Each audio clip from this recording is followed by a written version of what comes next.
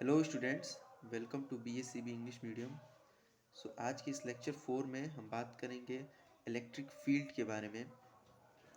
Electric field क्या होता है, इलेक्ट्रिक फील्ड इंटेंसिटी क्या होती है, electric field in vector form, superposition of electric field due two point charges, और लास्ट में एक सवाल भी आपको कराएंगे।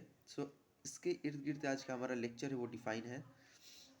ये लेक्चर 4 है, chapter number 1 electric charges and fields का। इससे पहले 3 लेक्चर और अपलोडेड कर दिए गए हैं। आप उन तीनों लेक्चर्स को देख के यहाँ पे आएँ ताकि आपको आसानी होगी इस 4th लेक्चर को समझने में। तीनों में नहीं तो कम से कम जो सेकेंड लेक्चर है वो कुलम्ब्स लॉ, उसको आप जरूर देख कर आएँ, क्योंकि वो आप देख लोगे तो आपको इलेक्ट्रिक फील्ड वैसे ही बहुत आसानी से समझ में आ जाएगी। चलिए इस लेक्चर को शुरू करते हैं। तो फर्स्ट टॉपिक है वो है इलेक्ट्रिक फील्ड। अब इलेक्ट्रिक फील्ड नाम से ही जाहिर हो जाता है ये फील्ड के बारे में बात हो रहा है। फील्ड मतलब क्षेत्र, इलाका, स्पेस के बारे में बात किया जा रहा है। चार्जेस का इलाका मतलब, चलिए समझते हैं। इसकी डिफिनीशन है अ पॉजिटिव चार्ज और a negative charge is set to create its field around itself. मतलब कोई भी चार्ज हो जाए, चाहे वो पॉजिटिव हो चाहे वो नेगेटिव हो, दोनों टाइप के चार्जेस अपने आसपास एक फील्ड क्रिएट करते हैं, एक फील्ड बनाते हैं। अभी फील्ड क्या होता है डिटेल में आसानी से समझाएंगे। अभी तो ये डिफिनीशन को भी समझा रहे हैं, आपको अच्छे से एग्जाम्पल से समझाएंगे। 10 space around a charge, space around a charge in which another charge particle experiences a force is said to have an electrical field in it. Space यानी वो इलाका, किसी भी चार्ज के अराउंड मतलब किसी चार्ज के इर्द गिर्द वो इलाका जिसके अंतर्गत अगर कोई दूसरा चार्ज पार्टिकल आता है तो वो एक फोर्स एक्सपीरियंस करता है। उसी इलाका को, उसी स्पेस को हम इलेक्ट्रिक फील्ड बोलते हैं। समझ में आया? अभी एक दूसरा एग्जांपल समझाता हूँ। जैसे कि आप अपने आसपास देखोगे, अपने अपने मोहल्ले में, अपने गांव में, कि कुछ कुत्तों के इलाका होते हैं। सपोज ये डॉग्स हैं, ये सर्कल जो है, ये 4 डॉग्स हैं। आप देखोगे इनके इलाके होते हैं। ये इलाके इनके मोहल्ले हो सकते हैं, इनके गांव हो सकते हैं, कोई शहर हो सकता है छोटा मोटा, कोई टाउन हो सकता है। तो ये इनके इलाके होते हैं जिसके अंदर अगर कोई दूसरा डॉग आता है इनके इलाके में, तो ये लोग उसके ऊपर इन्फ्लुएंस डालते हैं, या तो उसे फोर्स करके भगा देते हैं या फिर उनके साथ झगड़ा करने लगते हैं। क्यों? क्योंकि ये इनका फील्ड है, ये डॉग्स का ये फील्ड है, ये डॉग्स का इलाका है। इसके अंदर कोई और डॉग आएगा तो वो उसके ऊपर इन्फ्लुएंस डालेंगे, प्रभाव डालेंगे अपना। सेम उसी प्रकार, ठीक उसी प्रकार कोई भी एक चार्ज होता है, चाहे वो पॉजिटिव हो चाहे वो नेगेटिव हो, उसका एक इलाका होता है, अपना एक इलाका होता है। जैसे इस कुत्तों का इलाका है, वैसे इस चार्ज का भी इलाका है, जिसके अंतर्गत अगर कोई दूसरा चार्ज, चाहे वो पॉजिटिव हो चाहे वो नेगेटिव हो, आने की कोशिश करता है तो ये इसके ऊपर फोर्स डालता है। अगर ये चार्ज पॉजिटिव है, सपोज ये चार्ज पॉजिटिव है और ये नेगेटिव है, तो अगर ये इसके फील्ड के अंदर आता है, ये जो स्पेस है ना, यही फील्ड है, इस चार्ज का ये फील्ड है, इसका इलाका जहाँ तक इसका इन्फ्लुएंस चलता है। तो ये अगर इसके फील्ड के अंदर आता है तो ये इसके ऊपर फोर्स डालेगा। अब वो रिपल्सिव फोर्स होगा या अट्रैक्टिव फोर्स होगा, वो तो इन दोनों के नेचर के ऊपर डिपेंड करता है। अगर ये पॉजिटिव है, ये नेगेटिव है, तो ये इसको खींचेगा। अगर ये पॉजिटिव है, ये भी पॉजिटिव है, तो इसको धक्का देगा, रिपेल करेगा। सो इलेक्ट्रिक फील्ड क्या है? ये स्पेस, ये जो स्पेस है ना, जहाँ तक इसका इन्फ्लुएंस है, इस चार्ज का इन्फ्लुएंस है, वो स्पेस, वो इलाका, वो रीजन ही इलेक्ट्रिक फील्ड कहलाता है। ओके, इसी स्पेस को इलेक्ट्रिक फील्ड बोलते हैं। अब ये इस इलाका का दायरा क्या होता है, मतलब इस कुत्ते का तो फिर भी एक सिटी है, एक टाउन है, या फिर एक विलेज है, उसी तक इसका इन्फ्लुएंस रहता है। बट चार्ज के केस में क्या होता है कि इसका जो इन्फ्लुएंस है, इसका जो इलाका है, एक तरह से आप कह सकते हो, वो इसका जो रीजन है, जहाँ तक इसका इन्फ्लुएंस होता है, वो इनफाइनाइट होता है। इनफाइनाइट डिस्टेंस तक इसका इन्फ्लुएंस होता है। ओके, बट जैसे जैसे आप चार्जेस से दूर होते जाते हो, इसका प्रभाव कम होने लगता है। ओके, तो इसका जो इन्फ्लुएंस है वो इनफाइनाइट डिस्टेंस तक होता है, किसी भी चार्ज हो, चाहे वो पॉजिटिव हो चाहे वो नेगेटिव हो, इनका जो इन्फ्लुएंस है वो इनफाइनाइट डिस्टेंस तक होता है। सो आई होप आपको इलेक्ट्रिक फील्ड अब तक क्लियर हुआ होगा। एक बार फिर से आपको समझाता हूँ डेफिनेशन में। A positive charge or a negative charge is said to create its field around itself. Thus, a space around a charge in which another charged particle experiences a force is said to have an electrical field in it. अगर कोई दूसरा charge इसके इलाका में आता है तो उसके ऊपर ये फोर्स लगाता है, उसी इलाके को हम इलेक्ट्रिक फील्ड बोलते हैं। इलाका है कहाँ तक? इनफाइनाइट तक। बस फर्क ये है कि जैसे जैसे चार्ज से डिस्टेंस बढ़ते जाता है, इसका प्रभाव जो इन्फ्लुएंस है वो कम होता जाता है, लेकिन इसका इलाका इनफाइनाइट तक होता है, जीरो कभी नहीं होता है। इसका जो इन्फ्लुएंस है वो जीरो कभी नहीं होगा, टेंडिंग टू जीरो हो सकता है बट एग्जैक्ट जीरो नहीं हो सकता है। So second step, second point पे आते हैं, वो है electrostatic interaction between charged particle is a two step process. Electrostatic interaction मतलब, जैसे मैंने सेकेंड लेक्चर में कुलॉन्स लॉ लेक्चर में बताया था कि अगर कोई पॉजिटिव चार्ज है, कोई दूसरा पॉजिटिव चार्ज है मान लीजिए, तो इनके बीच जो है एक फोर्स बनता है। ये एक कॉमन बात है, इनके बीच एक फोर्स बनता है एफ। तो वही बताता है कि ये जो फोर्स बनता है, कोई एक चार्ज आता है फिर दूसरा चार्ज आता है, तो इनके बीच जो फोर्स बनता है ना, तो ये जो इंटरेक्शन है वो ये नहीं होता कि तुरंत हो जाता है, ये पहले तुरंत हो जाता है, ये पहले तुरंत नहीं होता है। सबसे पहले क्या होता है कि दोनों चार्जेस जो हैं वो अपनी अपनी इलेक्ट्रिक फील्ड क्रिएट करती हैं, और उसके बाद इन दोनों की इलेक्ट्रिक फील्ड जो है वो फोर्स क्रिएट करती है, चाहे वो अट्रैक्टिव फोर्स हो चाहे रिपल्सिव फोर्स हो।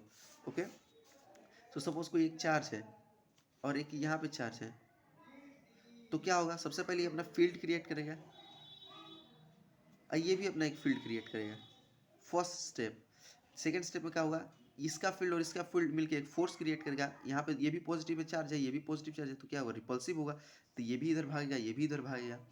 तो यही बता रहा है कि ये टू स्टेप प्रोसेस है, कोई भी इलेक्ट्रोस्टैटिक इंटरेक्शन जो है वो टू स्टेप प्रोसेस है। पहले स्टेप में चार्ज जो होते हैं वो फील्ड बनाते हैं, ये फर्स्ट स्टेप हुआ, एंड सेकेंड स्टेप में वो फील्ड की वजह से फोर्स बनता है। ओके,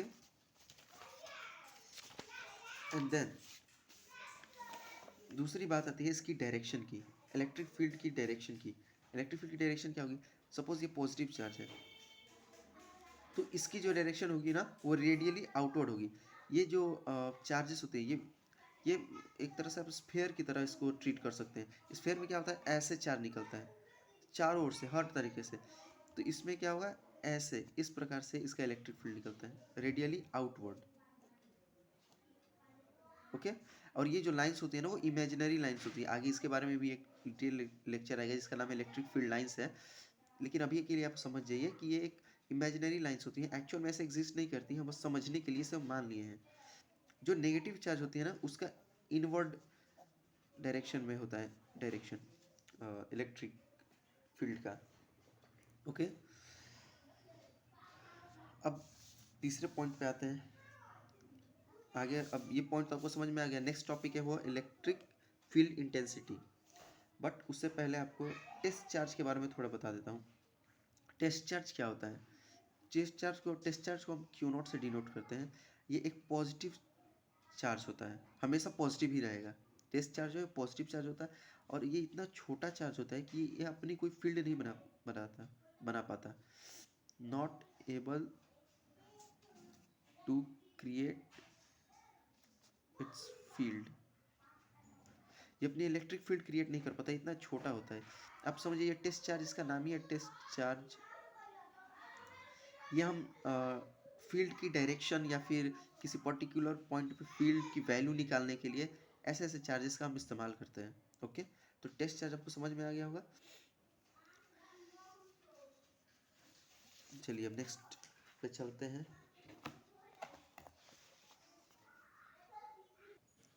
अब नेक्स्ट है इलेक्ट्रिक फील्ड इंटेंसिटी।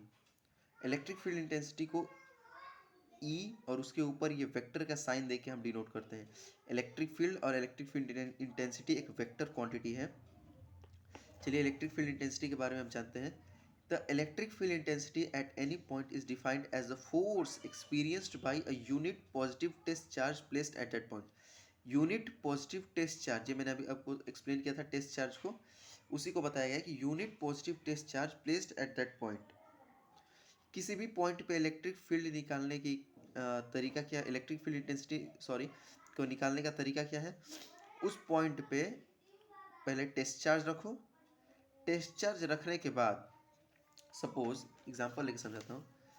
सपोज ये एक चार्ज है और यहाँ पे इस चार्ज से सपोज r डिस्टेंस दूरी पे इस p पॉइंट पे हमें इलेक्ट्रिक फील्ड इंटेंसिटी निकालना है।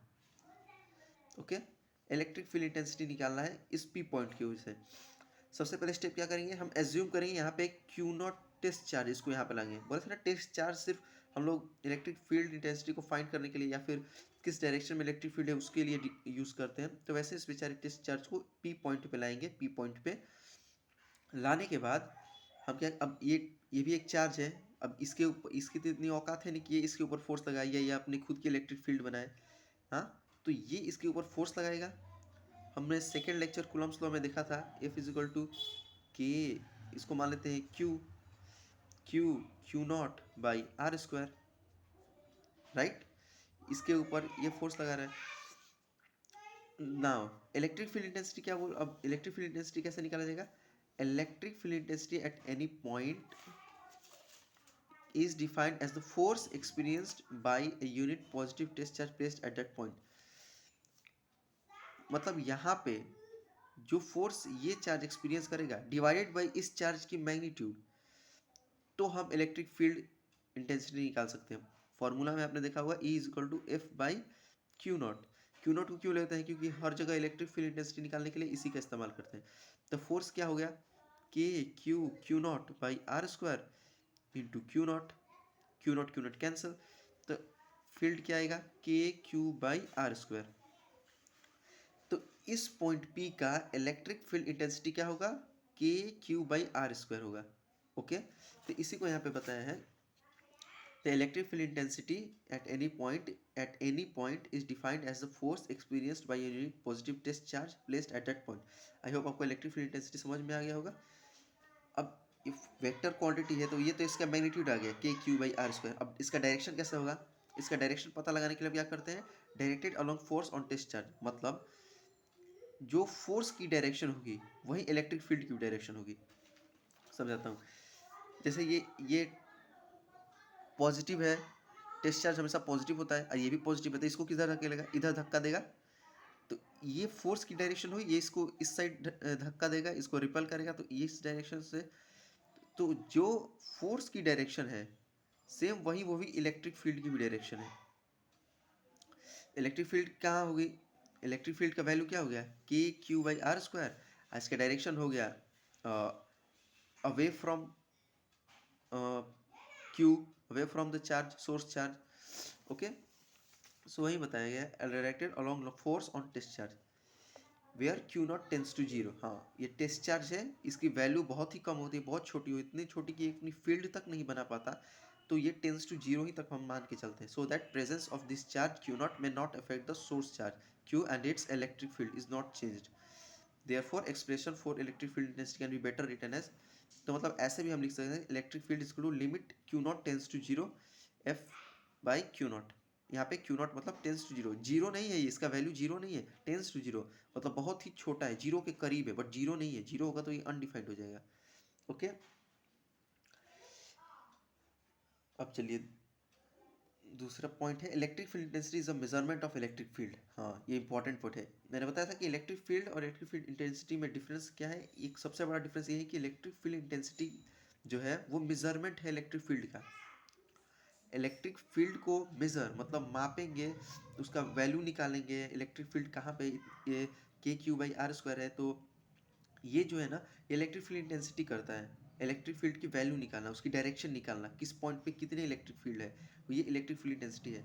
आगे नेक्स्ट लेक्चर में हम इलेक्ट्रिक फील्ड जो बोलूँगा ना, उसका मतलब इलेक्ट्रिक फील्ड इंटेंसिटी ही होता है। बस क्या होता है कि हम लोग बताते बताते इलेक्ट्रिक फील्ड इंटेंसिटी जो इंटेंसिटी छोड़ देते हैं और इलेक्ट्रिक फील्ड ही बोलने लगते हैं, बट उसका मतलब यही होता है इलेक्ट्रिक फील्ड इंटेंसिटी का। तो अगर नेक्स्ट लेक्चर में मैं कभी इलेक्ट्रिक फील्ड बोलूँ तो आप इलेक्ट्रिक फील्ड मतलब इलेक्ट्रिक फील्ड इंटेंसिटी समझना। ओके, सो ऐसा unit of electric field, again ये बहुत इंपॉर्टेंट है ये पॉइंट, क्योंकि इसमें बोर्ड एग्जाम में ऑब्जेक्टिव में इससे सवाल बहुत आए हैं। ये वोल्ट पर मीटर का तो सवाल बहुत आया है। तो इसका ऐसा यूनिट क्या हो गया, फोर्स ऊपर है चार्ज नीचे है तो न्यूटन पर कूलम। और वोल्ट बाई मीटर, इसको हम लोग वोल्ट बाई मीटर भी लिखते हैं। ये इंपॉर्टेंट है, आप जरूर ये तीनों याद कीजिएगा। हालांकि ये थर्ड वाला उतना इंपॉर्टेंट नहीं है, पर फिर भी आप याद कर लीजिएगा। ये वोल्ट पर मीटर इंपॉर्टेंट है, ये ऑब्जेक्टिव में बहुत बार आ चुका है। सो ये भी आप याद कीजिए, joule per coulomb into metre. Okay, इसका सीजीएस यूनिट है, इलेक्ट्रिक फील्ड इंटेंसिटी का है जो सीजीएस यूनिट है वो है डाइन पर स्टेट कूलम। इसको हम डाइन बोलते हैं, डायन नहीं। जब मैं स्टूडेंट था तो हम इसको डायन डायन